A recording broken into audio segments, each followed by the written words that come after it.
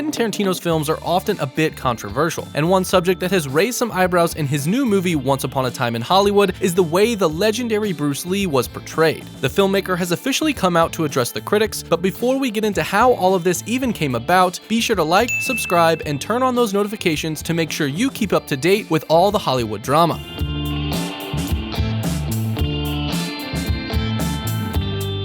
Now, if you haven't seen the film and are worried about some spoilers, now is probably a good time to head on out of here because we'll definitely be spoiling the scene in question. In Once Upon a Time in Hollywood, we meet Bruce Lee on the backlot of a movie studio while he's posturing to a group of actors and stuntmen about his respect for Muhammad Ali, but ultimately says that he could take him in a fight. Now, the short of it is that he comes off as a rather arrogant guy who thinks of himself as a total badass. To be clear, this is Bruce Lee, and he is in fact a total badass. But as the scene continues on, Brad Pitt's character, Cliff, challenges him to a fight and Bruce Lee ends up getting thrown into the side of a car. Some have criticized the film for the way the fight turns out. I mean, it is kind of hard to picture Bruce Lee losing any fight. However, Lee's own daughter Shannon Lee and his protege Dan Inosanto said they take issue with the scene because they never felt Bruce Lee was as arrogant as Tarantino made him out to be. Inosanto said, "He was never, in my opinion, cocky. Maybe he was cocky in as far as martial arts because he was very sure of himself. He was worlds ahead of everyone else, but on a set, he's not gonna show off."